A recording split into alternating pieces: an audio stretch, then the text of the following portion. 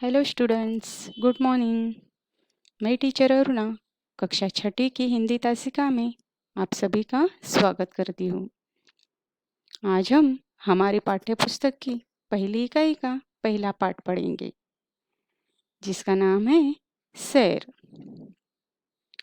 सैर मतलब क्या? तो सैर मतलब मन बहलाने के लिए किया जाने वाला भ्रमण या आवागमन। आवागमन मतलब ही आना जाना या फिर घूमना फिरना। और सैर पर जाना सबको अच्छा लगता है। आप भी अपने माता पिता के साथ या फिर मित्रों के साथ छुट्टियों में या फिर अन्य किसी दिन घूमने जाते हो। कभी बगीचे की सैर करते हो तो कभी चिड़ियाघर की सैर करने जाते हो। अगर यात्रा नज़दीक हो तो हम चलकर भी जा सकते हैं, लेकिन अगर हमें कहीं दूर जाना हो तो हमें किसी आवागमन साधन की जरूरत पड़ती है। अभी इस आवागमन के कई साधन हैं। जैसे अगर हमें समुंदर पार करना हो तो हम जहाज में बैठकर सफ़र करते हैं। उसे ही जलमार्ग कहा जाता है। अगर हमें एक गांव से दूसरे गांव, एक शहर से दूसरे शहर या फिर एक राज्य से दूसरे राज्य में जाना हो तो कार, बस, रेल या अन्य किसी वाहन से सफ़र करते हैं। उसे ही थल मार्ग कहा जाता है। बच्चों, अगर हमें एक देश से दूसरे देश में सफ़र करना हो तो हम ना तो चलकर जा सकते हैं, ना ही बस या मोटर में जा सकते हैं। इसके लिए हम हवाई जहाज में सफ़र करते हैं और इसे ही वायु मार्ग मतलब हवाई मार्ग कहा जाता है। तो चलिए बच्चों, हमारी पाठ्य पुस्तक की पहली इकाई का पाठ है सैर। इस पाठ में बस स्थानक, बंदरगाह, हवाई अड्डे और रेल स्थानक के चित्र दिए गए हैं। इस चित्र को अच्छे से देखना है और समझना है। सबसे पहला चित्र है बस स्थानक का। बस एक थलमार्ग परिवहन है। बस स्थानक की जो जगह है वह काफ़ी बड़ी है। बस स्थानक के सामने यात्रियों की यात्रा सुखद होने की कामना की गई है। बस स्थानक में प्रवेश करते ही यात्रियों के लिए बैठने के लिए बहुत बड़ा स्थान है। उसके सामने एक बस खड़ी है। बस स्थानक के बाईं ओर स्वच्छता गृह है। बस स्थानक पर स्वच्छता दिखाई दे रही है। इसी प्रकार हमें सार्वजनिक स्थानों पर भी स्वच्छता रखनी चाहिए। यहाँ पर आप देख रहे हैं कि बस स्थानक पर बसें खड़ी करने के लिए अलग अलग फलाट क्रमांक दिए हुए हैं। फलाट क्रमांक 1, फलाट क्रमांक 2 और फलाट क्रमांक 3। फलाट क्रमांक 1 के पास पीने के पानी की व्यवस्था की गई है। वहाँ पर 2 बसें और खड़ी हैं।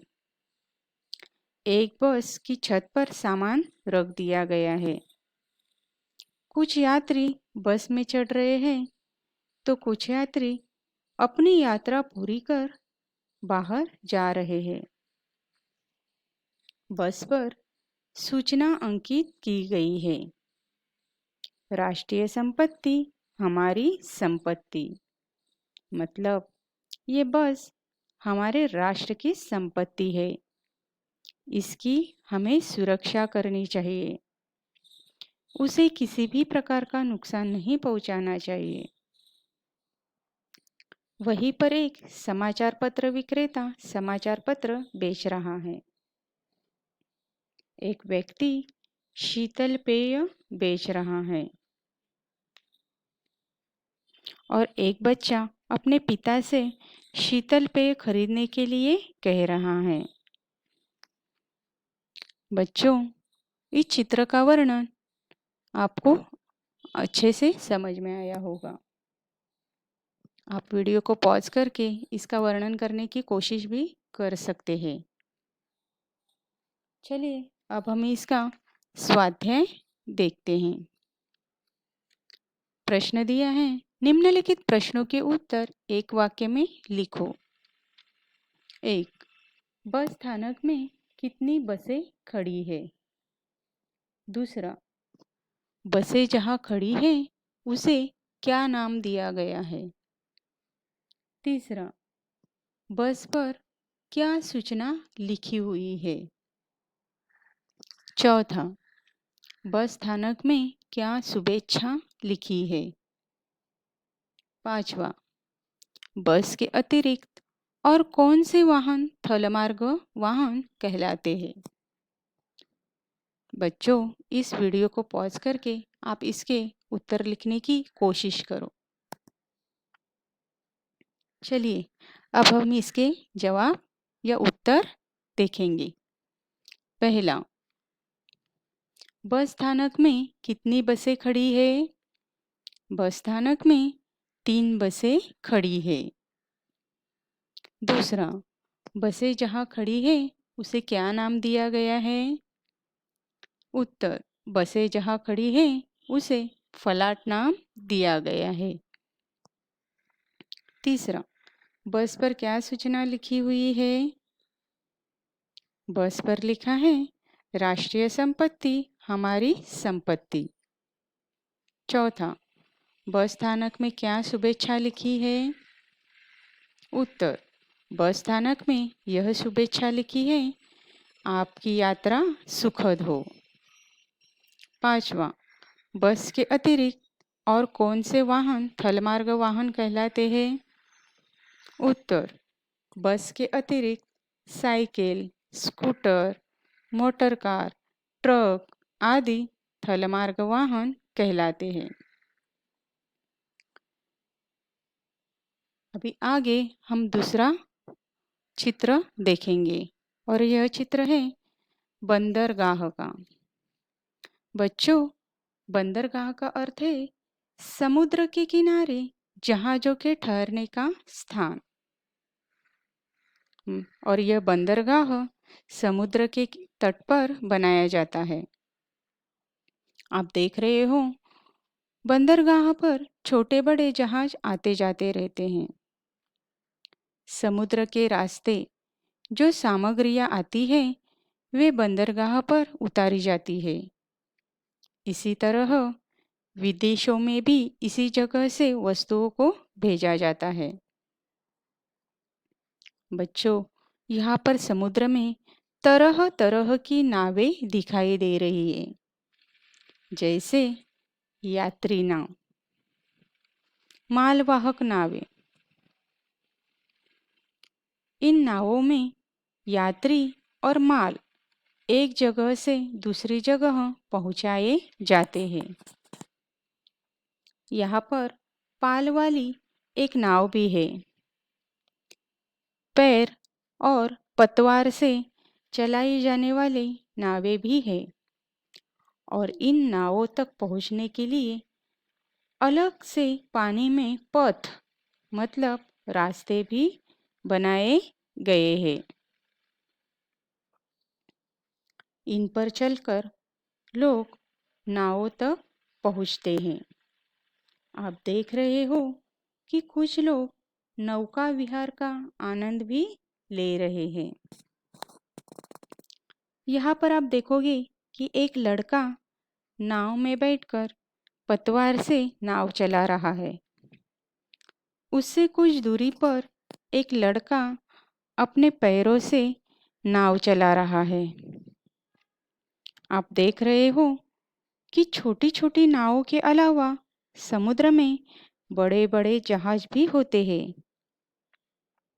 यहाँ पर एक बड़ा जहाज बंदरगाह पर पहुंचा है। जिसमें से कुछ यात्री उतरकर बाहर आ रहे हैं। वहीं से दूर बंदरगाह पर एक प्रकाश स्तंभ भी दिखाई दे रहा है। ये प्रकाश स्तंभ रात के समय दूर से आने वाले जहाज़ों को राह मतलब रास्ता दिखाने का काम करता है। बंदरगाह पर सफ़ेद रंग के पक्षी भी दिखाई दे रहे हैं, जो समुद्र की मछलियों को पकड़ने या फिर खाने के लिए यहाँ से वहाँ उड़ रहे हैं। यहाँ पर आप देखोगे कि बंदरगाह और जल को स्वच्छ रखने की सूचना दिखाई दे रही है, जैसे पानी में कचरा न डालें, स्वच्छ भारत स्वस्थ भारत। छात्रों, हमें पानी में कचरा डालकर उसे प्रदूषित नहीं करना चाहिए, क्योंकि जल ही जीवन है और इसीलिए हमें पानी को स्वच्छ रखना चाहिए। स्वच्छ भारत रखेंगे तो ही भारत स्वस्थ होगा। आशा करती हूँ कि आपको बंदरगाह का वर्णन समझ में आया होगा। चलिए अभी हम इसका स्वाध्याय देखेंगे। प्रश्न है, निम्नलिखित प्रश्नों के उत्तर एक वाक्य में लिखो। 1. बंदरगाह में कितने जहाज दिखाई दे रहे हैं? दूसरा, बंदरगाह में कौन कौन सी नावें हैं? तीसरा, प्रकाश स्तंभ क्या काम करता है? चौथा, नाव और जहाज कौन सा परिवहन कहलाते हैं? बच्चों, वीडियो को पॉज करके आप उत्तर लिखने की कोशिश कीजिए। चलिए अब हम इसके जवाब देखेंगे। पहला, बंदरगाह में कितने जहाज दिखाई दे रहे हैं? उत्तर, बंदरगाह में 3 जहाज दिखाई दे रहे हैं। दूसरा, बंदरगाह में कौन कौन सी नावें हैं? बंदरगाह में यात्री नावें, मालवाहक नावें, यंत्रचलित नावें, पाल वाली नावें, पैर और पतवार से चलाई जाने वाली नावें हैं। तीसरा, प्रकाश स्तंभ क्या काम करता है? उत्तर, प्रकाश स्तंभ रात के समय दूर से आने वाले जहाज़ों को राह दिखाने का काम करता है। चौथा, नाव और जहाज कौन सा परिवहन कहलाते हैं? उत्तर, नाव और जहाज जलमार्ग परिवहन कहलाते हैं। बच्चों, ये पूरा स्वाध्याय जैसे बस स्थानक और बंदरगाह दोनों का स्वाध्याय 100 पेज की नोटबुक में आपको लिखना है और इन दोनों चित्रों का वर्णन आप अपने शब्द में करने की कोशिश कीजिए।